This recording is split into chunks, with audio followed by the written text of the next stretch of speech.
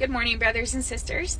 I made a video yesterday asking if there was going to be some interest in me sharing how God has worked in my life and helped me to recover from binge eating and just healing my relationship with food, healing emotional eating, healing food addiction. And there was quite a bit of interest, and I'm so happy that there was a lot of interest, because I know that there is a huge struggle for a lot of Americans and maybe even people across the world, but I know people in my own circle, how many people really struggle with food. And 1 in 8 Americans struggle with food addiction, and adult Americans struggle with food addiction, and eating disorders are out of this world. They're hitting our teenagers, our tweens, our adults. It doesn't just affect, women or men. It affects both. It affects, it doesn't matter what race you are or what religion you are. Like, it is an issue. So I want to share the first 2 things today, and then I'm going to share a few things a day, just so it's not overwhelming, because I have been learning on my own journey, and I've had recovery and binge eating for 2 years, but it's been like a 4-year journey of God just really revealing to me different things that needed to be healed in order for me to get to where I'm at today. So the first thing I had to do was actually admit that I had a problem with food. As a person who struggled with food her whole life, and I was like, oh, I don't have an issue with food. I just need to find the right diet. But then even when I was on a diet, I was overeating diet food. I was still overeating. I was still using it to cope with my emotions. I was still binging. I was still eating in my car so that people wouldn't know that I'd already ate, or people, I'd eat on my way home, and then I'd eat when I get home. And even though it was healthier food, I was still not in a good place in my relationship with food. And so I really had to recognize that. And so that was the first thing I had to do, was actually look at my life and say, okay, what does my relationship with food look like? And is this really toxic? Is this a good relationship with food? Am I using it properly? And I was not. And so I had to admit that it was a real struggle for me.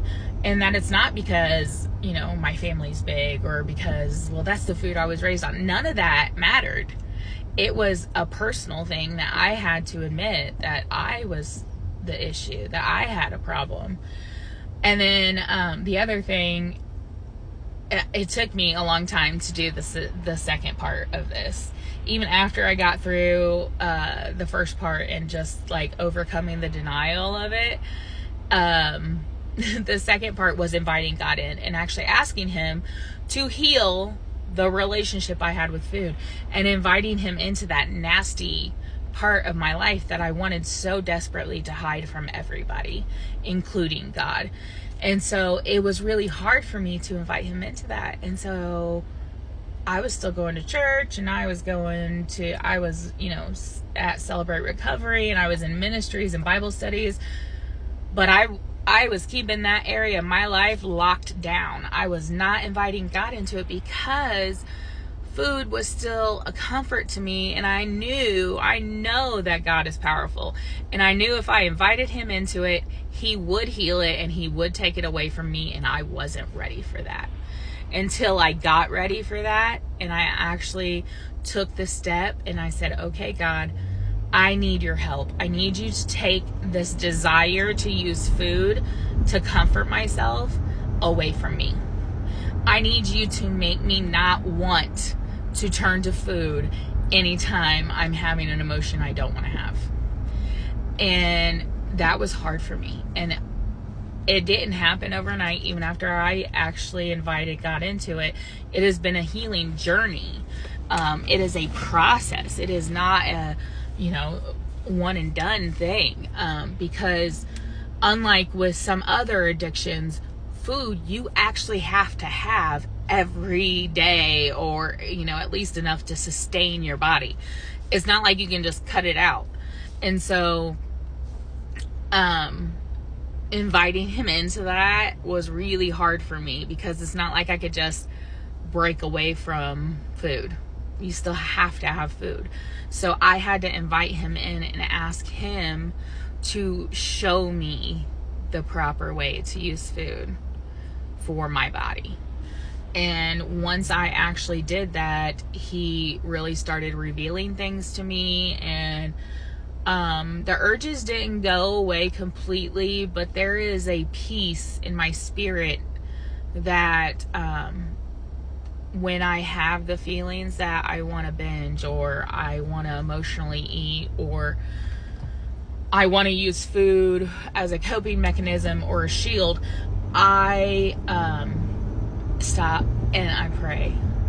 And I would never do that before, because I was like, well, I'll just go ahead and eat my 20 McNuggets and large fry, and then I'll pray and ask God to help me tomorrow.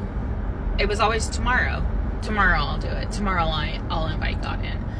And so once I actually humbled myself and admitted that I had a problem I couldn't control and I couldn't fix on my own, and I prayed and I invited God into it, then I really started to see healing. Not, you know, I obviously, I've lost 150 pounds, but it's been a journey. Like, I haven't lost it quickly. I haven't lost it easily. And I don't have a diet plan to give you guys. These are just the things that have helped me heal the part of me that was using food to soothe and comfort myself. And so it's just really a beautiful journey if you can humble yourself enough for it, because that was a struggle for me. So that's what I'm leaving you with today. My first two pieces of advice, and the first two things that worked for me, and the first steps I had to take was just admitting I had an issue and then inviting God into it.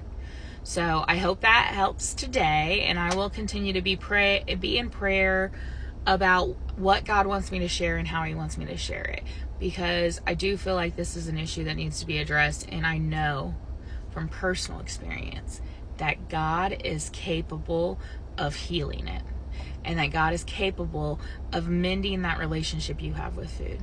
And so I am praying for each and every one of you